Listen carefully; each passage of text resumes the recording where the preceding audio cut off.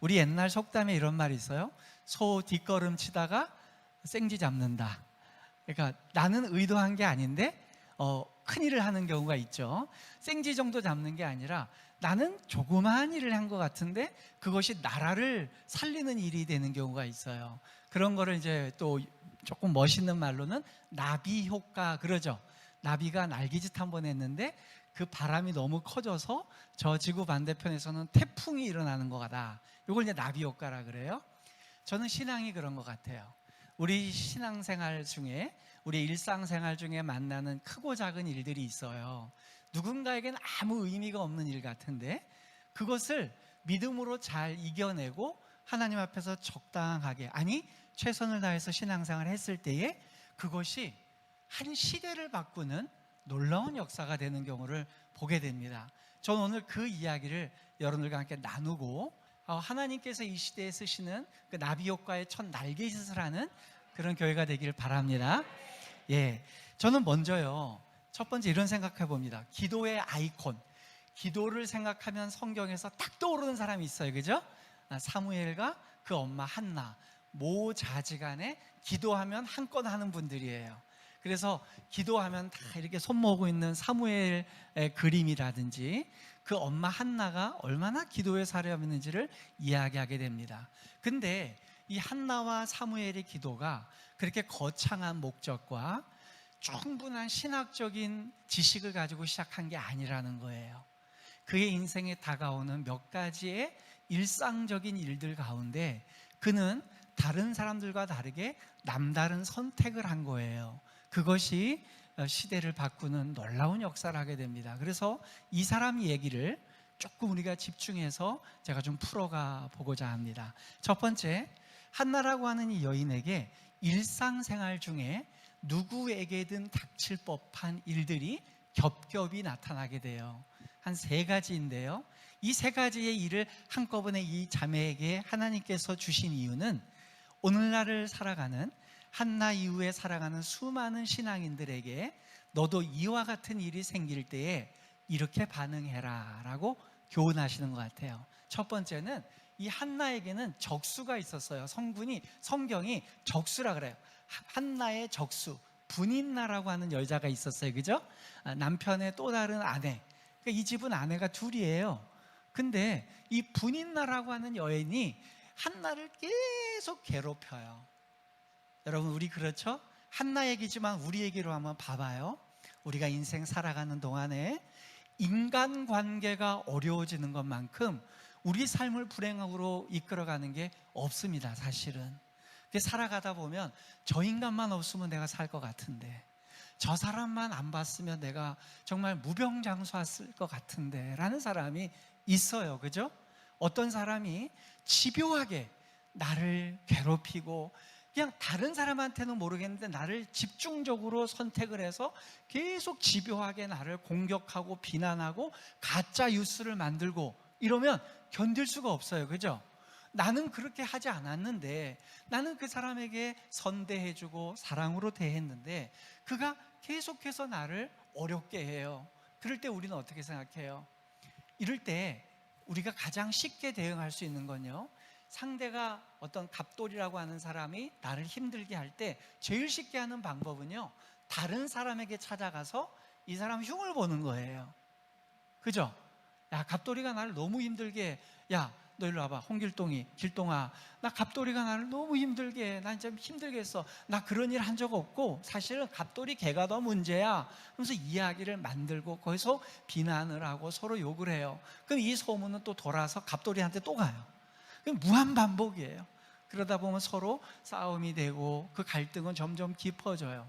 인간들이 손쉽게 할 수 있는 방법은 그 상대방, 나를 괴롭게 하는 사람에게 대해서 비난하고 맞대응하고 복수하고 이렇게 되죠. 그런데 믿음의 사람은 어떻게 해야 될까요? 그런 사람이 있을 때 한나라고 하는 이 여인은 선택을 했어요.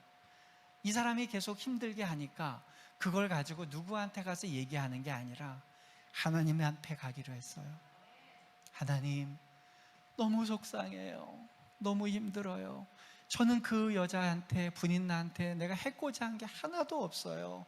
제 마음 아시잖아요. 저 그 친구한테 잘해주려고 했고요.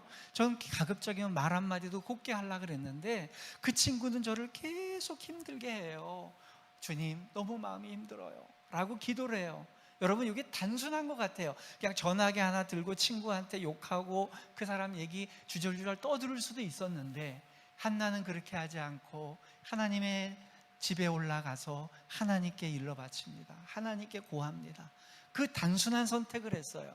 여러분, 여기에서 차이가 생기는 거예요. 신앙이요, 기도도 하고 입도 풀고 그러면 그런 사람으로 지나가요. 근데 성경을 여러분, 제 설교 다 끝나고 집에 가서 사무엘 1장, 2장을 쭉 읽어보세요. 그러면 한나는 누구에게 가서 그 마음을 토로한 얘기가 없어요. 그저 하나님께 가서 그 마음을 다 토로합니다.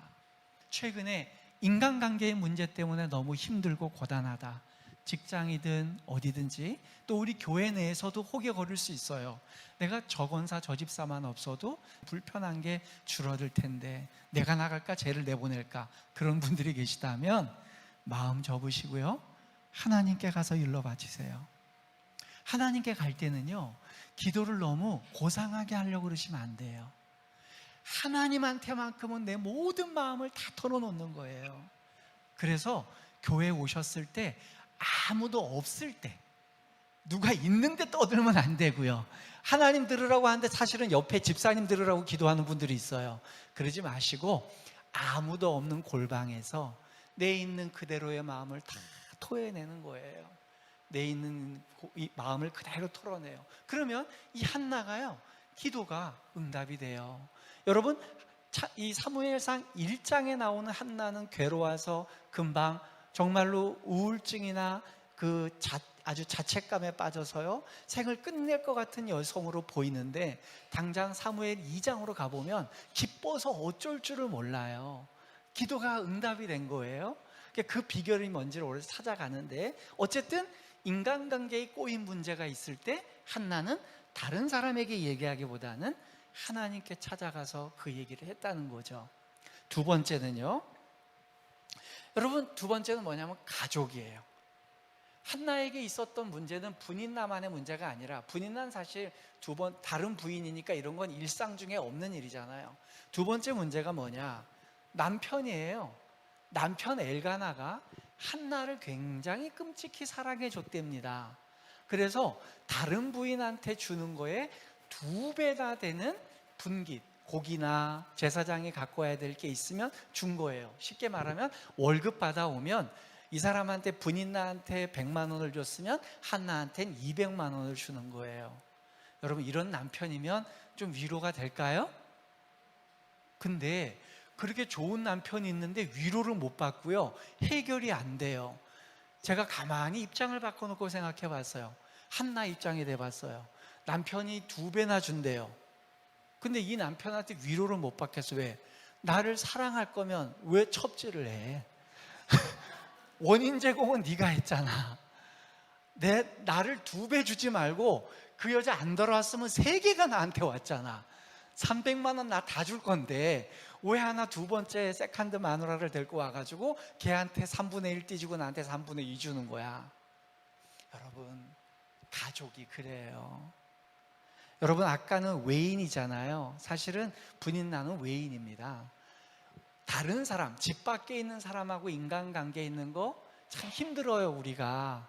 근데 가족은요, 이건 어떻게 할 수가 없어요. 가족이 어떤 상황이냐면 어떨 땐 엄청 사랑해 준대요. 2배나 사랑해 준대요. 그래서 그 가족의 사랑이 없으면 전 못 살 것 같아요. 근데 그 동일한 가족이요, 어떨 땐 꼴도 보기 싫어요. 왼수도 그런 왼수가 없어요. 그래서 가족은 사랑도 주지만 증오도 주는 애증 관계예요. 우리 솔직히 살 만큼 살았잖아요. 안 그런 척하고 다 있지만 강사 목사님, 저도 그렇고 여러분도 그렇고 다 느끼는 바가 있어요. 가족이 그래요. 어떨 때는 외인이 하는 말, 다른 식구가 하는 말은 그러려니 넘어가겠는데, 아내가 하는 말, 남편이 하는 말, 아버지가 무심코 한번 툭 던진 말, 엄마가 등짝 한번 툭 때리면서 한 말이 내게 너무 상처가 되는 거예요. 그래서 난 왜 이런 부모 밑에서 자랐나? 왜 저런 게 내 자식인가 싶을 때가 있어요. 그렇죠? 그때 그런 갈등이 있을 때 엄마 아빠가 내 기대에 못 미치고, 내 자녀들이 내 기대에 못 미치고, 내 배우자가 내 기대에 못 미칠 때 우리는 어떻게 행동하냐는 거예요. 그럴 때 우리가 가장 손쉽게 할 수 있는 방법이요, 바로 우리는 그런 생각해요. 에이, 그래, 그냥 내가 저런 인간하고 그냥 갈라서지 마요. 우리 어머니 아버지 나가 이제 나 독립해서 내 원룸이라도 얻어서 나가서 살지 뭐. 여러분, 그런 방법 현실적으로는 괜찮을지 모르겠어요. 여러분, 이런 삶의 여건을 주시는 이유가 뭐죠? 기도하라고. 이게 차이가 있는 거예요. 여러분, 너무 뻔한 다닥 같지만 이것이 얼마나 큰 후폭풍이 되고 얼마나 큰 역사의 전환점이 되는지 제가 설교 말미에 가서 말씀드릴 거예요. 여러분, 가족 관계, 왜 하나님께서는 우리가 행복한 가정, 이상적인 부모, 또 이상적인 형제지간, 아주 둘도 없이 맨날 봐도 사랑이 넘치는 배우자하고 살지 못하게 만드시는가? 저도 이제 심리 상담을 공부하고 했지만요, 정말 우리가 가장 이상적인 부모가 과연 존재할 수 있을까? 없어요. 왜 그럴까요? 이 세상이 천국이 아니잖아요. 그런 가족 관계의 부족함을 통해서 우리에게 결핍을 느끼게 해요. 그리고 하나님은 요구해요. 너 이 땅이 여기가 좋사오니 초막을 짓고 영원히 이 땅에서 살기를 원치 않지? 너를 궁극적으로 행복하게 해주실 수 있는 분은 하나님뿐이 없어. 그러니 너의 눈을 들어서 나를 봐봐. 너에게 좋은 아내, 좋은 남편 주고 말 잘 듣는 아이들 준 건 내가 너에게 준 분복이야. 근데 그것 때문에 너무 취해 살지 말고 가끔은 정신 차리고 날 봐. 걔들이 너의 영원한 처소는 아니야. 그렇잖아요, 그죠? 아이들 기껏 키워놨더니만 지들이 다 컸대요. 그죠? 내가 잘해서 다 큰 거지. 고생할 때는 엄마 아빠 탓이고 잘 되면 자기 탓이야. 부모들도 그래요. 해준 건 별로 없으면서 나중에 숟가락 얹기 신공의 대가들이야. 뭐 잘 되면 내가 너한테 잘한 거고 내 유전자가 잘 돼서 그랬대요. 아니요, 그 아이들이 처절하게 노력하고 영혼을 갈아 넣어서 한 거예요. 예, 그래서 열심히 한 거예요. 그럴 때 문제가 막히잖아요. 남편 엘가나 문제가 막혔어요. 그럴 때 하나님을 보는 거예요. 엘가나를 보니까 한나가 기댈 수 없는 사람이에요. 만약에 분인하고 사랑이 애증 관계가 있을 때에 그 마음이 위로받지 못했으면, 엘가나라고 한 남편 품에 안겼으면, 위로가 다 됐다면 이 여인은 기도하지 않았을 거예요.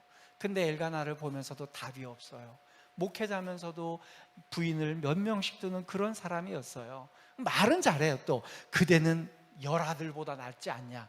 웃기는 소리하고 앉아있네. 그러면 상황 자체를 만들지 말아야죠. 원인은 제공해놓고 병 주고 약 주는 인간이죠. 세 번째, 여러분, 이거보다 더 심각한 게, 목사님 이 친구가 더 힘들고 어려운 게 뭐가 있겠어요. 진짜 어려운 건 아이가 없는 거잖아요. 아이가 없는 거. 그렇잖아요. 우리 한나가 갖고 있는 문제는 아이를 못 낳는 게 문제라고 생각하잖아요. 그래서 많은 분들은 한나의 기도의 이유, 또 한나가 기도 응답받은 비결은 아이를 낳기 때문이라고 생각해요. 저도 그렇게 한때 생각했어요. 한나가 기도의 여인이 된 이유는 아이를 못 낳는데 기도를 해서 아이를 낳게 됐기 때문에 기도의 여인이다. 그럴까요? 일단은 오랫동안 아이를 낳지 못해서 기도한 건 맞습니다. 그러니까 이건 결핍이에요. 내게 부족한 거죠. 근데 이 여인이 그 결핍이 채워져요. 아이를 낳았어요. 그럼 기도가 응답됐잖아요. 자, 질문을 해볼게요. 여러분, 이 기도로 낳은 아이, 한나가 아마 난임과 불임을 오랫동안 겪으면서 아기를 낳겠죠? 아마 짧은 시간은 아니었던 것 같아요. 그렇게 해서 얻은 아이는 기도로 낳은 아이죠. 이 아이를 젖대자마자 하나님께 바치기는 게 쉬울까요? 어려울까요? 어렵죠. 아이를 수년 동안 낳으려다가 못 낳았던 여인이 아이를 낳았어요. 그럼 얼마나 애지중지하겠어요. 어떤 분들 그래서 사무엘 이후에 하나님이 태를 열어주셔서 몇 명 더 낳는데요, 그거는 사무엘 바친 다음에 태어났습니다.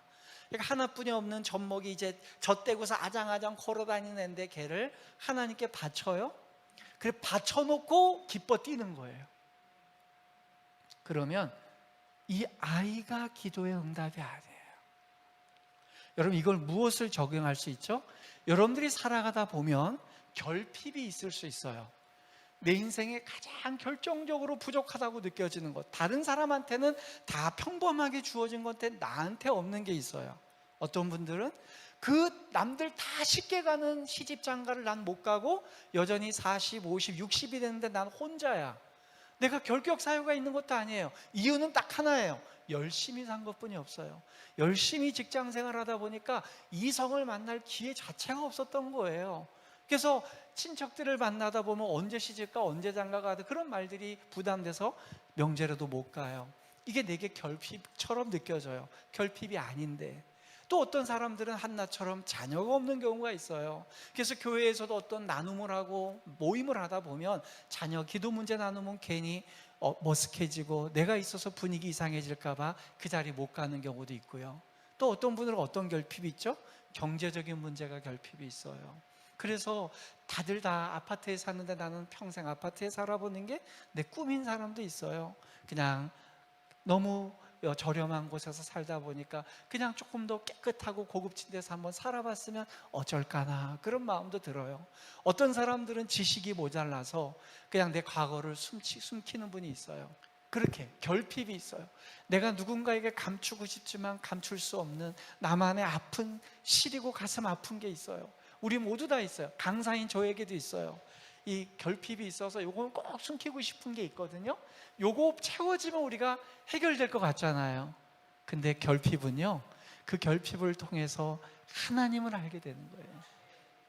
아이가 없었으면 안나가 이렇게 애절하게 부르짖지 않았을 거예요. 근데 결핍이 있다 보니까 하나님께 부르짖어요. 하나님, 아이 주세요, 아이 주세요. 처음엔 아이가 목적인 줄 알았어요. 자기도 아기만 생기고 아기만 키우면 내가 하나님께 모든 복을 다 받는 것처럼 여겼어요. 근데 받고 났더니 그게 아니었던 거예요. 그러니까 그 아이보다 더 큰 무엇이 있었기 때문에 한나는 그 아기를 주님께 드려도 되는 거예요. 이제 아기 없어도 난 행복한 거예요. 그게 뭔지를 좀 이따 찾아가요. 자, 우리 세 가지 봤죠? 인간관계의 꼬인 문제, 그때 기도의 자리로 나가야 돼요. 가족관계의 문제, 가족 사이의 애증의 관계, 정말 이런 집구석에서 있고 싶지 않다라는 생각이 들 때 기도의 자리로 가야 돼요.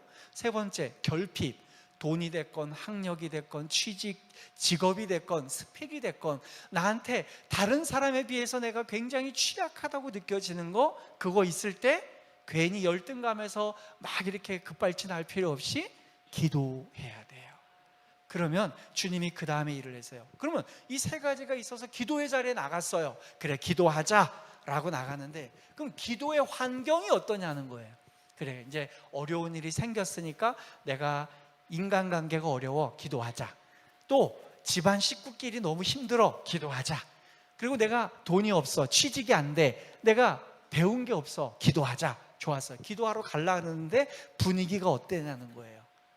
그 영적인 상황이 어떠냐에 따라 이제 2단계에 우리는 신앙이 진짜 없느냐 있느냐의 구분점에 들어가게 돼요. 그 2단계가 뭐냐? 거기 결심하고 이제 기도 외에는 답이 없어까지는 다른 사람보다 수준이 높아졌어요. 왔더니 어떤 일이 생기냐? 한나가 얘기하는데요, 여호와의 집에 올라갈 때마다 더 격분을 시켰다 그랬어요. 그 얘기 무슨 얘기냐? 한나가 너무 힘든데 분인나라는 애가 언제 더 맹렬하게 공격을 하느냐? 하나님의 회막에 올라갈 때마다, 하나님의 집에 올라갈 때 더 힘들게 하는 거예요. 우리로 말하면 평상시에도 힘든데 주일에 올 때 더 힘든 거예요. 내가 하나님께 기도하러 가려고 할 때가 더 불행해져요. 자, 그러면 우리가 쉽게 얘기해 보세요. 아까 얘기했던 그 인간관계 문제, 가족의 문제, 결핍의 문제가 있어서 기도하러 올라오려고 그러는데 예배당에 올라와서 기도하려고 그럴 때마다 더 힘들어져, 사는 게. 그러면 상식적으로 안 올라오는 게 맞는 거 아니에요? 그렇잖아요, 그죠? 그러면 고통이 없어요. 근데 올라오니까 더 힘들어져요. 왜 그럴까요? 진통이 있는 곳에 해결이 있기 때문에. 예, 한나는 그걸 극복하고 올라왔어요. 두 번째가 단계가 뭐냐? 그럼 목회자로도 실력이 있어야 되는데, 한나가 교회로 올라갔거든요. 하나님의 집에 올라갔는데 그때 담임 목사님이 엘리예요. 엘리 목사님이 이래요. 이걸 옛날 제사장으로 얘기하지 않고 한나가 가서 기도합니다. 말도 안 나요. 너무 기가 막히니까 소리도 안 내고 막 기도를 하고 있었더니 담임 목사님 오셨어요. 한나 집사님, 나 술 취했어? 그럼 집에 DB가 자. 아무리 실력이 없는 목사님이고 아무리 자격이 부족한 목사님이라도 자기 성도한테, 자기 성도가 와서 기도하는데 너 집사님 술 취했으면 집에 가 주무세요, 여기서 그러지 말고, 이러지 않잖아요. 엘리의 자손들은 도둑놈들이었어요. 그럼 많은 성도들이 착각하는 게 있어요. 목사님이 영역이 좋고 목사님이 청렴하고 목사님이 막 기도빨이 세야지 우리가 기도가 잘 된다? 웃기지 마시고요. 한나가 아이를 얻게 되고 기도 응답된 게 누구의 선언 때문이에요?